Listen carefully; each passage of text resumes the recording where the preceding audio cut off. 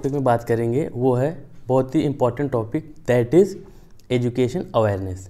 ठीक है, तो एजुकेशन अवेयरनेस के बारे में हम लोग बात करते हैं। तो लेट्स बिगिन स्टार्ट। ठीक है, तो हम लोग स्टार्ट करते हैं कि एजुकेशन अवेयरनेस कितना इंपॉर्टेंट होता है। देखिए हम लोग जैसे पास होते हैं, 10th प्लस होते हैं, तो हमारे मन में आता है कि हम आफ्टर 10th क्या करें, कौन सा डिसीजन, लेफ्ट जाएं या राइट जाएं, ऐसे ऐसे मैनी ख्याल आते हैं अपन पर। बट हमारे पास बेसिकली 3 ऑप्शन रहते हैं, या तो हम डॉक्टर बन सकते हैं, या डॉक्टर नहीं तो फिर हमारे पास दूसरा ऑप्शन होता है इंजीनियर बन सकते हैं। अब इंजीनियर क्यों बन सकते हैं? क्योंकि हमने मैथ्स से लिए।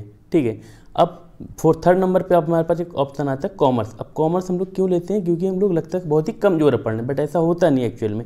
4th नंबर पे आर्ट लेते हैं, आर्ट क्योंकि बच्चा पढ़ना ही नहीं चाहता, ये ऐसी हमारी सोसाइटी की मेंटालिटी होती है। बट बेसिकली आज हम लोग मिडिल क्लास फैमिली की बात करते हैं, जिनको ये पता ही नहीं होता है कि आफ्टर इंजीनियरिंग क्या होता है। उनके मन में सिर्फ एक ही ख्याल आता है, आफ्टर इंजीनियरिंग क्या होता है ये उनको नहीं पता, बट ये ज़रूर ख्याल आ जाएगा कि लड़का इंजीनियर बन गया तो पैसे ही पैसे होंगे। देखिए इमेज क्या बन गई, पैसे ही पैसे होंगे, बट ऐसा रियलिटी में ऐसा कुछ नहीं होता है कि पैसे ही पैसे होंगे। ठीक है, पैसे रियलिटी में ऐसा होता नहीं जैसा कि हम लोग को दिखाया जाता है कि इंजीनियरिंग के बाद क्या होता है। अगर मैं टॉप IITs की बात नहीं करता हूँ, या फिर मैं टॉप NITs जो होते हैं ना उनकी बात भी नहीं कर रहा हूँ, मैं बात कर रहा हूँ पर्सनली जो टॉप IITs या NITs में सिलेक्शन नहीं होता है, तो उनका क्या होता है। कभी सोचा आपने? Every year on an average आपको पता होना चाहिए 18 to 20 लाख स्टूडेंट अपेयर होते हैं। किसके लिए? JEE मेंस के लिए। अब आपको पता है अप्रोक्सीमेट 10 to 15 के बच्चे क्या होते हैं, पास आउट होते हैं, यानी कि उनका सिलेक्शन हो जाता है IIT में BTech के लिए। ठीक है, या उनकी इंजीनियरिंग हो गई। अब ये मान ली वो लोग तो उनका गोल अचीव हो गया, मैं बात करूँ रिमेनिंग के लिए जो बच्चे और बचते उनका क्या होता है। तो आपको पता होना चाहिए वो सारे बच्चे क्या करते हैं, कुछ इंजीनियरिंग छोड़ देते हैं या प्राइवेट यूनिवर्सिटी की ओर चल पड़ते हैं। आपको क्या पता है एक बच्चे को BTech या इंजीनियरिंग करने में 10 से 12 लाख का एक्सपेंडिचर होता है। अब आप ये बताइए प्लेसमेंट के नाम पे क्या मिलता है?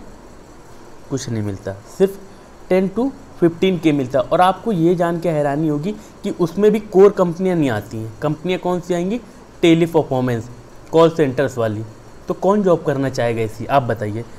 अब now I am talking about academic के बारे में, जहाँ से हमको स्ट्रॉन्ग बेस मिलता है। अब कैसे हमारा माइंड वॉश करते हैं, आज हम उस पर बात करते हैं।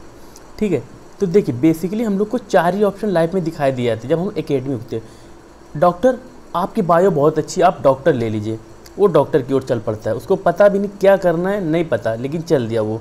अब बात करते हैं इंजीनियर की, आपकी फिजिक्स बहुत अच्छी बेटा, आप क्या करो इंजीनियरिंग कर लो, वो इंजीनियरिंग करने लगा। कॉमर्स ले लिया, बच्चा पढ़ने में कमज़ोर हो तो बोलते कॉमर्स कर लो, ये कौन सी बात होती है।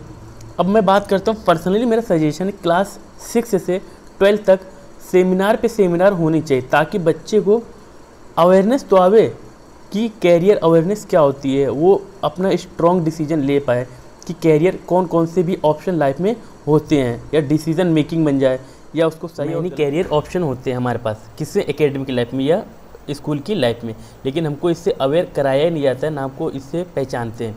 जैसे कि हम बात करते हैं डांसिंग की, डांसिंग भी एक अच्छा टैलेंट होता है, इसमें भी अच्छा कैरियर बन सकता है। अब बात करते हैं सेकंड ऑप्शन की, सिंगिंग की।